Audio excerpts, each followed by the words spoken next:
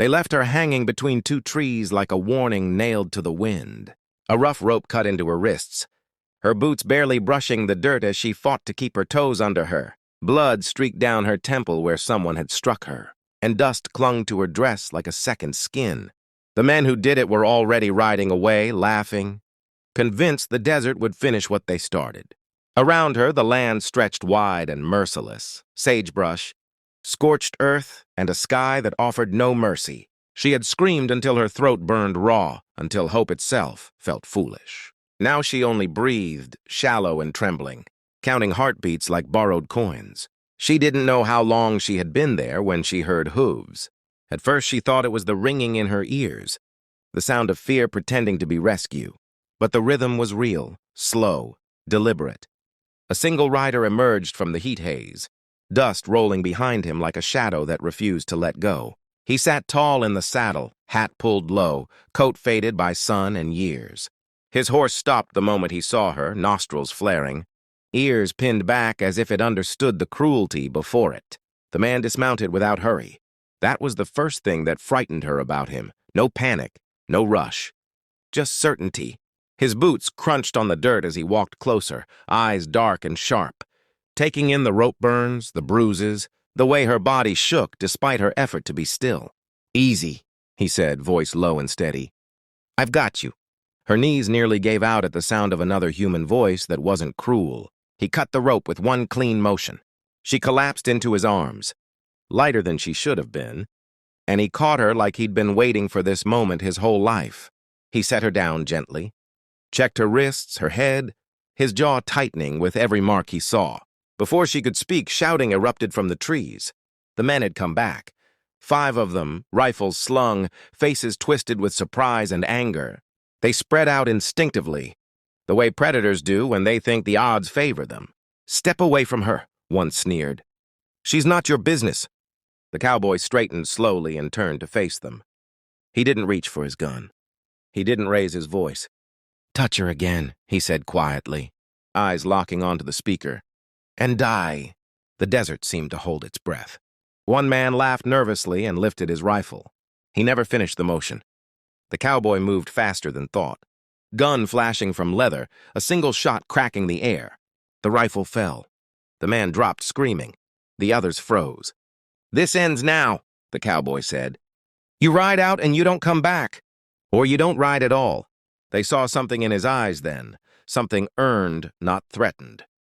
They mounted up and fled, dust swallowing their fear. Only when the echoes faded did the cowboy turn back to her. "You're safe," he said. For the first time since the rope tightened, she believed it. She woke by firelight.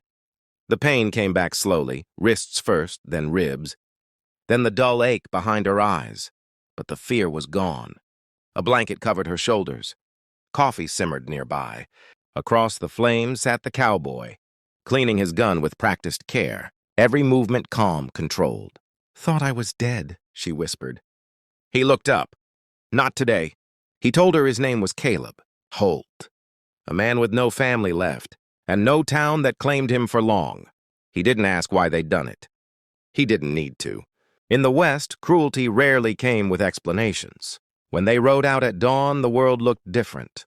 The same land, the same dangers, but now she wasn't alone. Bandits tried them once. Caleb shut it down with words alone. At a river crossing, she nearly fell. He steadied her without comment.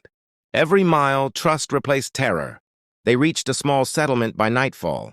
The sheriff recognized Caleb immediately and said nothing, just nodded and opened, a door that had been closed to her before. The men who'd strung her up were caught 2 days later. One confessed. The others didn't have to. Justice came quietly.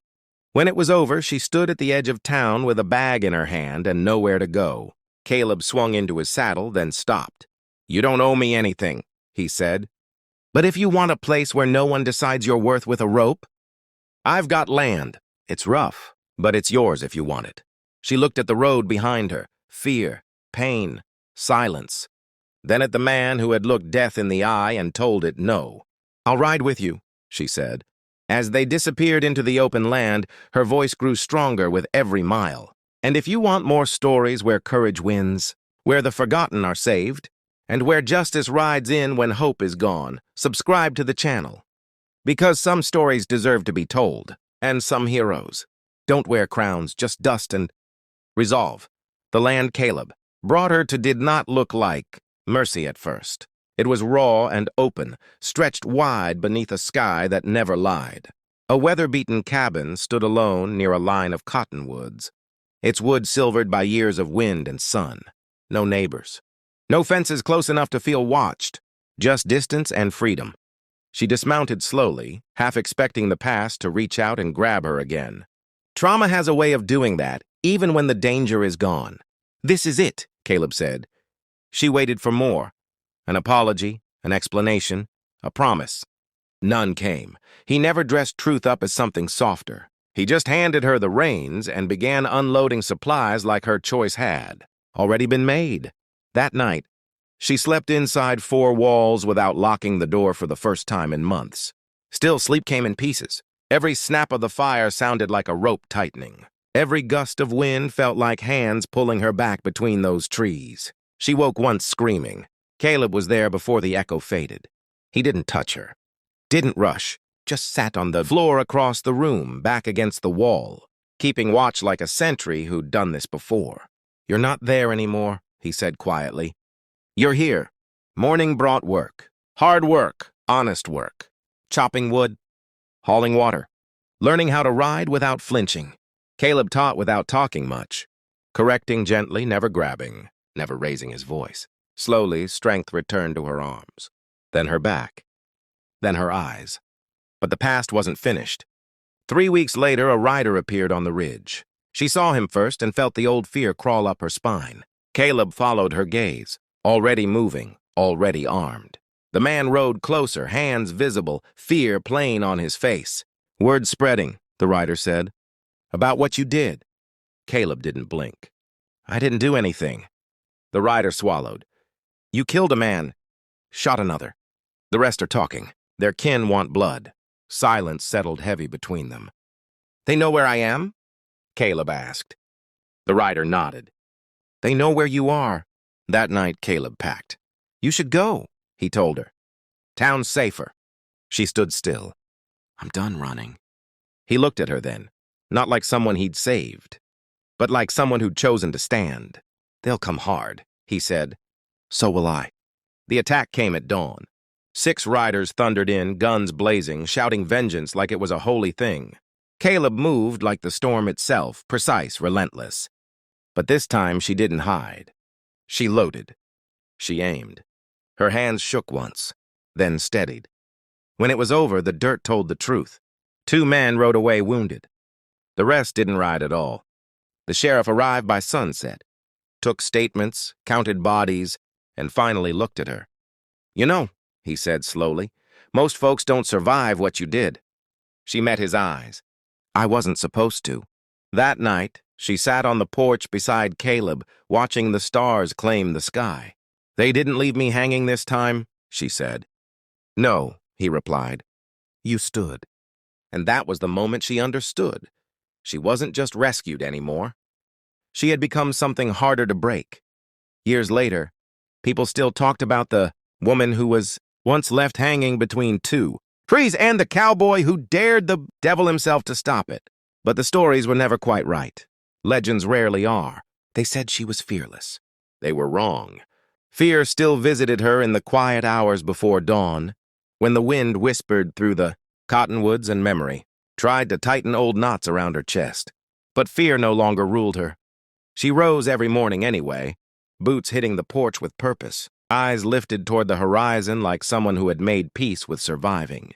The land changed her, or maybe it revealed who she had always been. The cabin became a home. The fields grew strong under her hands. Travelers began stopping there, not because they were lost, but because they had heard. Heard that no cruelty crossed that land unanswered. Heard that a woman lived there who understood pain and would not turn away from it. Caleb aged quietly beside her. He never became softer, but he became lighter.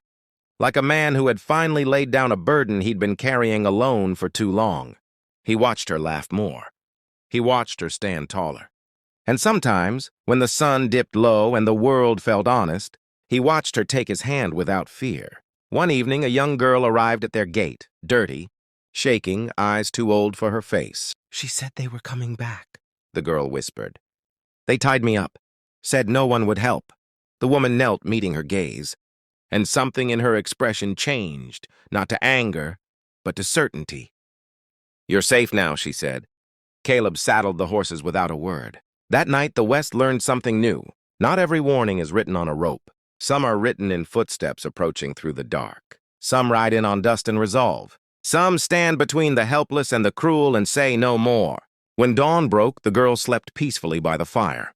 Outside, the land stretched wide and quiet again, unchanged, yet forever different. The woman stepped onto the porch, breathing in the morning. Scars hidden beneath strength, past folded into purpose. She had not been erased by what they tried to do to her. She had been forged, and somewhere out there people would keep telling the story. About the cowboy who said, "Touch her again," and die. But those who truly knew understood something deeper. She was never just saved. She rose. Time passed the way it always does in the West, quietly, and then all at once. The seasons rolled over the land, like chapters no one bothered to name. Summers burned the fields gold. Winters hardened the earth and the people who lived on it. Through it all, the cabin beneath the cottonwoods stood firm, just as the woman did. She was no longer introduced as the one who was left hanging. Folks who knew better spoke her name with respect now. Folks who didn't learn quickly. Children grew up hearing the story around fires and supper tables. Most thought it was a legend, too cruel to be true, too hopeful to be real. But sometimes travelers came through carrying proof in their eyes. People who had been chased, beaten, nearly erased, and somehow still stood. They found their way to her land. She never asked questions first. She offered water, food, a place to breathe. Only later, when the shaking stopped, did the truth come out. And when it did, Caleb would already be saddling horses in the background, quiet as a promise. Caleb grew slower with the years, but no less dangerous. His hair silvered beneath his hat. His hands bore scars that never faded. Yet when trouble came, and it always did, it found the same answer waiting for it. No ropes, no mercy for cruelty, no second chances for men who thought fear made them powerful. One evening, as the sky bled red into night, Caleb sat on the porch longer than usual. The woman noticed the way his breath came shorter, the way he stared at the horizon as if counting old ghosts. "You ever regret stopping that day?" she asked softly. He shook his head. "Only thing I regret is not being there sooner."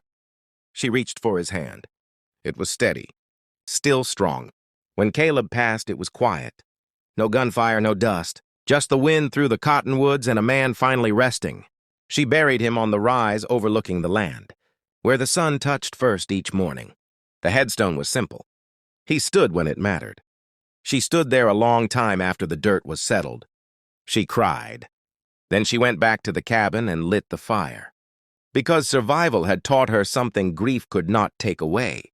Life goes on, but it does not forget. Years later, a group of riders approached her land, armed, nervous, watching every shadow. She walked out to meet them alone. They stopped short. "We heard this place was different," one said. "It is," she replied. They saw it then, not weakness, not fear, but a woman shaped by fire, who had learned how to burn without destroying herself. They turned back without another word. As the sun set, she returned to the porch, sat beside the empty chair that still belonged to Caleb, and watched the land breathe. She had been left hanging once, meant to disappear without a sound. Instead, she became a warning, a refuge, a story that refused to die.